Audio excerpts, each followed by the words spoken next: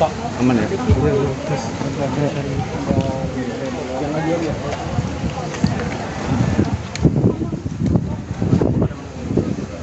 Ini ya. Cari langsung.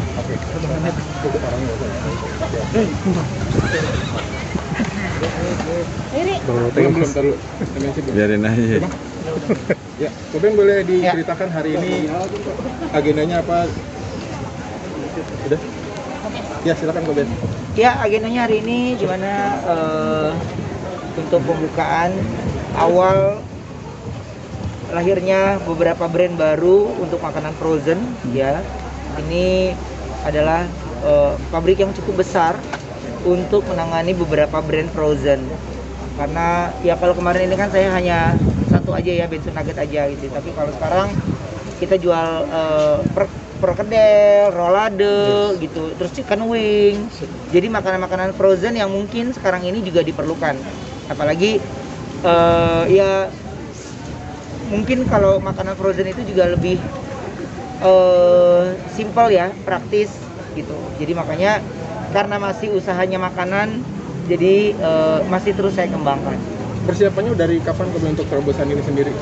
Persiapan kita mungkin hampir 6 bulan lebih Ya. karena untuk mencari satu produk yang bisa Ya. dibilang higienis, terjamin, kemudian kami juga melakukan pengecekan secara berkala mulai dari kebersihan, kualitas, kemudian juga kapasitas sampai hari ini pun kapasitas produksi pabrik bisa sampai dengan 500 ton per hari untuk bisa mencakup seluruh Indonesia saja.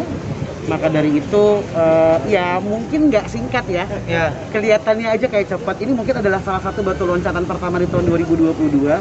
Mudah-mudahan di tahun ini juga akan ada pabrik ataupun perusahaan lain yang aku dan Koruben bisa akuisisi atau belilah ibaratnya. Amin. Amin. Total ada berapa varian produk dari kerjasama ini, Ko Jordi? Oh, banyak kali. Banyak. Kita tuh ada 3 brand utama. Ada Chico, Bensu Nugget, dan juga Ayoma. Jadi di mana setiap brand ini itu sudah mempunyai kelasnya tersendiri. Mulai dari harga, kemudian bagaimana cara mendapatkannya, bentuk produknya juga gitu ya. Jadi bukan hanya untuk penikmat yang ada di rumah aja, bukan cuma untuk konsumen aja, tapi sebagai modal usaha juga. Jadi brand Ayoma ini adalah salah satu produk yang memang kita akan fokuskan untuk bahan baku bakery, pastry, hotel, restoran, catering. Maksudnya kan kadang-kadang kalau teman-teman suka makan roti sosis ya, gitu. Nah itu kan sebenarnya juga sosisnya beda gitu, bukan sosis yang biasa kita makan lebih gitu. Jadi kita juga produksi untuk yang perusahaan-perusahaan bakery gitu. Dan juga untuk beberapa brand yang kita bawakan itu sudah kita pikirkan baik, karena ada yang memang udah harganya ya memang bagus banget dengan kualitas bagus ya. Ada yang benar-benar murah semurah-murahnya gitu. Tapi ya kan ada juga kalau kita makan burger ya yang abang-abang itu kan juga kan nggak akan mungkin dia beli isinya yang mahal ya. Jadi ya kita pikirkan ke situ. Jadi makanya target saya itu adalah lebih ke pasar-pasar. Lebih ke pasar-pasar BCD gitu. Jadi nanti nextnya saya akan langsung tinjau beberapa pasar untuk apa kendalanya mereka dan juga bagaimana cara menarik pembeli gitu dengan brand yang kita sekarang ini pegang. Termasuk pasar tradisional gitu. Iya, pasar tradisional justru bukan di supermarket ya. Saya kalau supermarket swalayan teman-teman juga udah bisa beli di marketplace gitu, udah punya jagoannya marketplace masing-masing gitu. Koben biasanya kan ini melibatkan keluarga juga dalam setiap produk gitu, kayak tabungnya kan seleranya anak-anak segala macam. Kalau di sini mungkin melibatkan selera mereka juga atau masukan dari bunda juga. Iya. Waktu nyobain makanan itu ke saya dulu, baru nanti anak-anak tuh suka yang mana gitu. Saya harus sportif kan. Apa yang menjadi mereka suka ya berarti mewakili dunia anak-anak gitu. Jadi karena aman untuk dimakan oleh anak-anak ya anak saya juga makan gitu. Jadi itu bisa menjadi contoh juga untuk yang lain. Ben, tadi kan sempat menyebutkan menjaga ketahanan pangan, apalagi di tengah pandemi ya. Seperti apa bentuknya dalam arti masyarakat itu kan worry juga dengan di tengah pandemi, makanan yang sehat, berkualitas dan sebagainya. Apakah salah satu bentuk dari PP sendiri yang masuk dalam bantu pemerintah? Iya, dari semua brand yang kita keluarkan itu sudah ada BPOM MUI-nya. Itu untuk halalnya juga sudah ada. Jadi rasa kekhawatiran dari pembeli biasanya itu awalnya ya. Jadi itu pun sudah tidak usah khawatir lagi. Dari Bensu Nutrindo ini brand-brand yang kita jual ini ada BPOM gitu. Lalu dan memang bukan cuma di end user aja, bukan cuma pabrik frozen food aja, tapi memang dalam waktu dekat juga gitu kita sedang untuk geprek Bensu sendiri sekarang sudah mulai menanam cabainya sendiri. Gunanya apa? Gunanya adalah itu tadi ketahanan pangan dengan fluktuasi harga yang naik dan turun, kualitas cabai dan juga harga, bahwa kami tidak akan mungkin menaikkan harga secara tiba-tiba. Dengan itu juga untuk frozen food kami sudah mencari beberapa partner yang mungkin akan kita akuisisi juga untuk slaughterhouse atau ruang potong ayamnya, di mana bisa menyediakan bahan baku untuk semua frozen food yang akan kita olah dengan harga yang sangat terjangkau. Anyway, untuk Bensu Nutrindo sendiri kita mulai dari 7.000 per kemasan sampai Rp30.000. Paling mahal Rp30.000. Terjangkau. Ya, terjangkau. Ruben dan Jordi ini kan lokasinya di sebuah pusat industri kecil di daerah ini. Apakah ini salah satu bentuk support juga terhadap industri kecil dan menengah? Nah, justru kemarin itu saya lebih banyak fokus ke pabrik pengolahannya. Karena saya pengen tahu berapa banyak orang yang bekerja di dalam sana, seperti apa, dan story dari setiap karyawannya kan juga kita harus tahu ya. Apalagi ini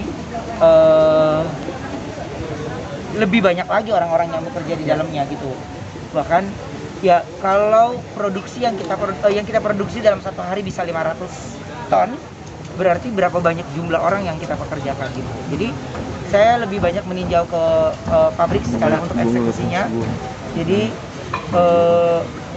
ini mungkin salah satu bentuk yang kami bisa lakukan untuk Indonesia mengurangi tingkat ya minimal membantu mengurangi pengangguran ya.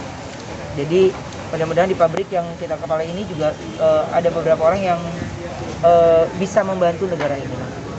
Akan ada rencana untuk membangun toko frozen food sendiri? Ada nanti di Jakarta Selatan gitu. Cuman lagi coba-coba aja gitu membangun tokonya karena kan orang masih ragu juga nih ya. Saya nggak tahu juga nih minggu depan apalagi pengumumannya gitu. Jadi untuk acara hari ini aja jadi nggak ya gitu.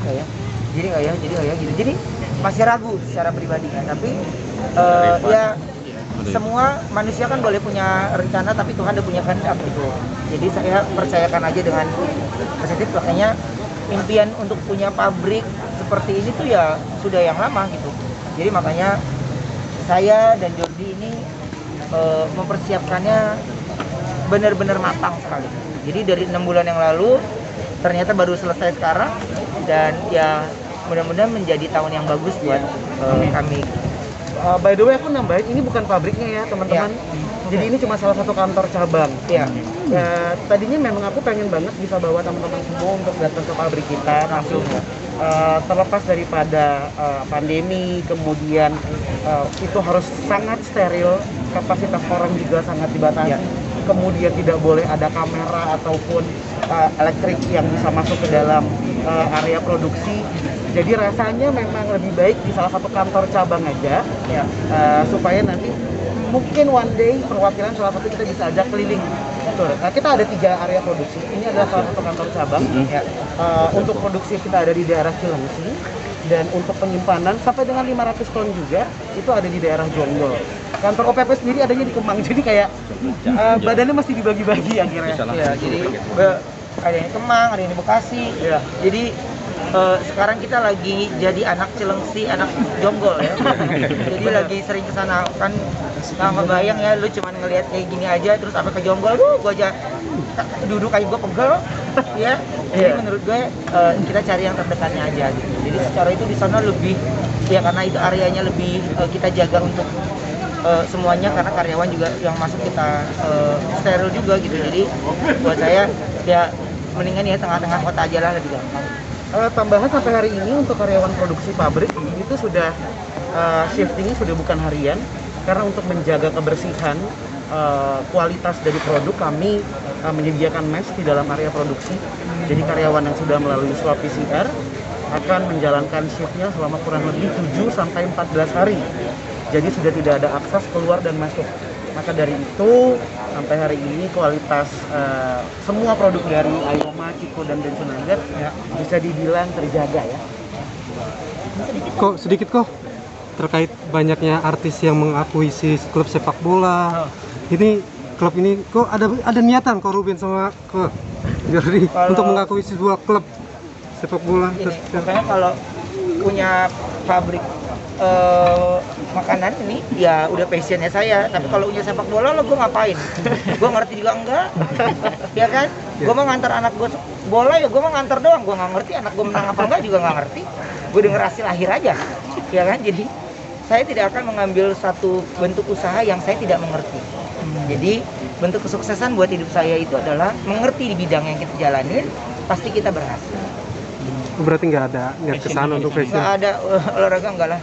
Nonton aja saya nonton. Tapi ada nawarin nggak kok? Apa? Ya, ada yang menawarkan untuk membeli? Nggak ada juga yang nawarin kayaknya. Kayak nggak ada yang nawarin ya. Udah tahu kayaknya ya. Gitu ya. Jadi saya lebih tertarik untuk makanan aja. Ya terus mungkin tahun ini kan masih panjang, tahun 2022 mungkin punya terobosan apa lagi buat MOP atau OPP gitu? Iya, untuk OPP banyak terobosan yang mau kita lakukan, karena salah satu brand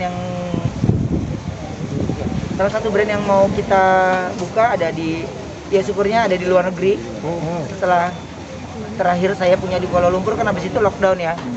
Jadi ada beberapa negara yang pending. Mudah-mudahan tahun ini bisa kembali lagi buka di salah satu negara di Asia lagi. Amin. Jadi lagi terbagi-bagi badannya, terutama adik saya yang harus pergi ke sana, pergi ke sini, perginya 2 hari, 3 hari karantina 10 hari. jadi ya waktunya banyak di luar gitu. Makanya saya minta dia juga untuk jangan kuliah dulu sebentar aja, urusin dulu yang di sini ya, karena ya gue harus bawain acara, gue harus ini. Anak lagi sekolah online, ini wah ada pabrik, aduh udah nggak bayang hati jadi gue. Udah buka WhatsApp aja udah sampai kependem temen gue bawah. Udah nggak nanya-nanya lagi, udah bingung deh dah. Tapi ya karena ini passionnya jadi senang gitu, nggak ngerasa capek. Yang di luar negeri geprek bensu aja atau tabini atau yang lain juga? Geprek bensu aja. Gitu, ngelanjutin terakhir saya kan punya di Hong Kong ada 4. Saya ada di Kuala Lumpur, tadinya kan kita membuka di Taiwan, ya, tapi tiba-tiba lockdown.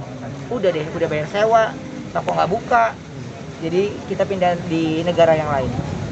Jordi sendiri untuk vakum di pendidikan gimana nih menjalankan usaha sendiri? Memang sudah direncanakan gitu, apalagi di awal tahun. Awal tahun ini memang perapihan lah untuk mulai dari laporan keuangan pastinya, kemudian ya pasti ada juga pengarahan gitu ya. Geprek Bensu dan OPP-nya menuju ke IPO juga, mudah-mudahan di tahun depan. Jadi memang banyak sekali tugasnya dan harus aku selesaikan sebelum bulan Ramadan. Di mana bulan Ramadan ini aku dan Ruben bukan cuma fokus untuk bisa mencari profit, tapi ya mulai minggu ini aku dan Ruben akan mulai keliling ke berbagai macam pasar pastinya, bukan cuma supermarket. Karena sampai hari ini 56% dari hasil data itu produk retail lebih laku dijual di warung kelontong. Ya. Jadi itu adalah fokus kita sekarang, bukan cuma untuk menjual barangnya, tapi kita pengen tanya apa sih keluh kesahnya selama pandemi ini, apa yang bisa kita support. Ya. Kemudian bagaimana? Jadi bukan hanya kami meminta, tapi kami pengen membantu juga. Dan itu nggak bisa kalau kita dengar dari tim aja. Makanya aku bilang, ada yang mau tahu Koko di mana? Sabtu dan Minggu ada samperin Koko di mana? Ada yang akan tarik Koko ke pasar untuk bisa langsung riset kita punya market. Jadi kalau tim kami juga punya tim riset sendiri gitu. Jadi yang dimaksud sama Jordi itu adalah hasil dari tim kita tampung, tapi langsung kita turun ke lapangan gitu. Bahkan dari produk-produk yang kita jual untuk supaya si penjual ini bisa mau membantu kita jualan ya, jadi kita kasih dulu produknya karena kita pede sama produknya ya. Ini produknya lu layak, jadi kalau lu jual produknya enak ya, orang-orang kita itu paling suka apa? Makanannya harus enak dan murah, iya nggak? Dikata enak mahal mah udah menggerutu, apalagi udah mahal nggak enak, mudah didapat. iya. Nah itu, saya lebih memikirkan bagaimana caranya mereka dapat makanan enak, murah dan mudah didapatkan. Itu yang harus diketahui gitu. Makanya untuk di pasar dan yang lainnya mungkin kita tidak akan kasih tahu kita kemana, tapi intinya saya datang aja di pasar itu sehingga tidak memancing sebuah keramaian karena saya tidak lagi buat sebuah acara, tapi lagi meriset langsung bertemu dengan penjual. Beberapa daerah jangka lama. Belum, baru minggu ini. Ini kawan produknya sudah hampir seluruh Indonesia sekarang ini. Jadi memang itu dia. Orang Indonesia itu ketika mendengar sesuatu produk brand baru, pasti mereka langsung pengen coba. Jadi sebelum acara launching ini memang sudah mulai distribusi ke berbagai daerah.